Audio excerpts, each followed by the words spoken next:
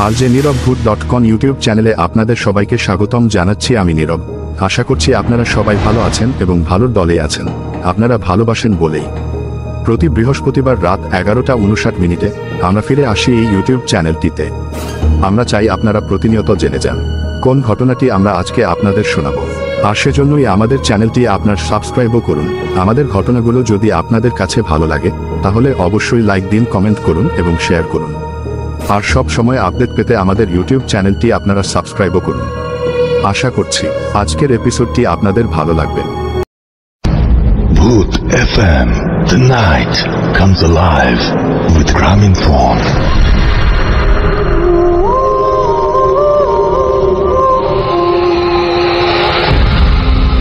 ভূত এফএম এর সাথে যোগাযোগ করার জন্য আপনি আমাদের অফিসিয়াল ইমেল ঠিকানা ব্যবহার করতে পারেন। ভূত এফএম এর ইমেল ঠিকানা হল rjnirobhoot.com। জঙ্গলবাড়ির ভয়ঙ্কর ঘটনাটি গ্রামের অনেকের জন্য ভীতিকর একটি অভিজ্ঞতা। এক রাতে গ্রামের কয়েকজন লোক জঙ্গলের ভেতর থেকে অদ্ভুত আওয়াজ শুনতে পায়।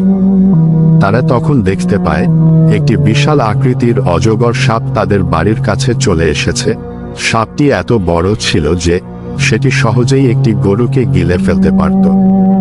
গ্রামের মানুষ সবাই আতঙ্কিত হয়ে যায় এবং কেউ কেউ সাহস করে সাপটিকে তাড়ানোর চেষ্টা করে। কিন্তু সাপটি খুবই ভয়ঙ্কর ছিল এবং তাদের আক্রমণ করার চেষ্টা করে।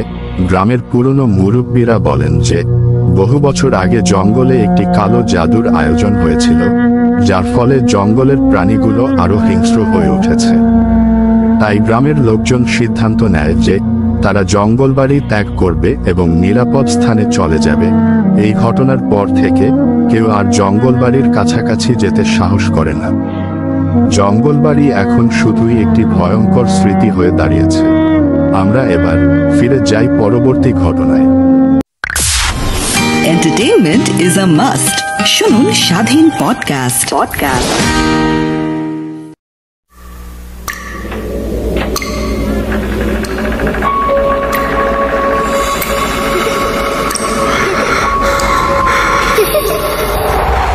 লুকোচুরি খেলবে? লুকোচুরি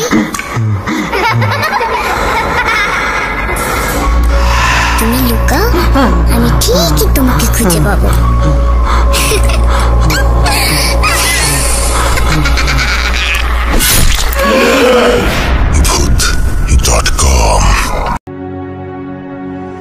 এখন যে ঘটনা বলবো, ঘটনাটি আমার বন্ধুর সাথে ঘটে যাওয়া। ঘটনাটি তার সাথে ঘটে আনুমানিক 2004 সালে ঘটে। তিনি তখন লাশবাহী গাড়ি চালাতেন। এবার আমরা মূল ঘটনায় ফিরে যাই। রাত তখন প্রায় 3টা বাজে। ডাক্তারের সরকারি রফিক ছিল লাশ কাটাঘরে একা। লাশ কাটাঘরটা শহরের এক প্রান্তে, নিরিবিলি জায়গায়। রাতে সেখানে কোনো মানুষের চিহ্ন মেলে না।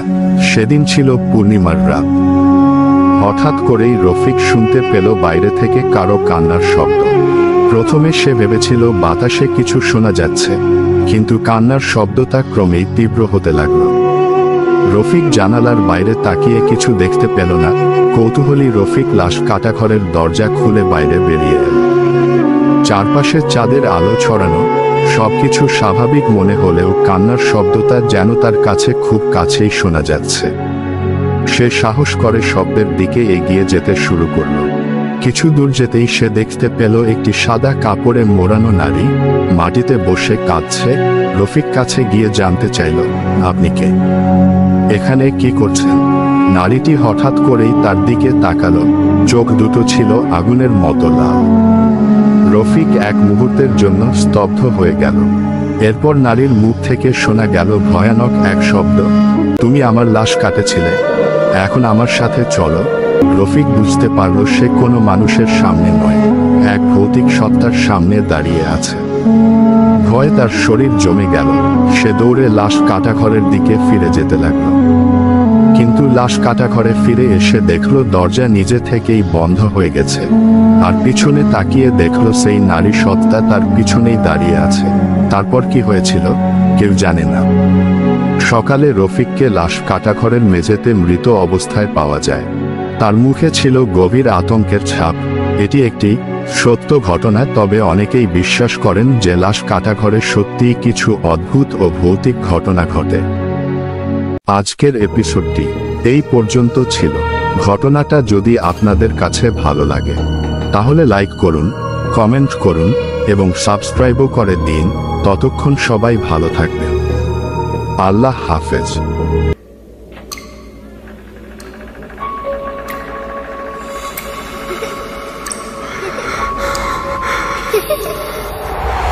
লুকোচুরি খেলবে?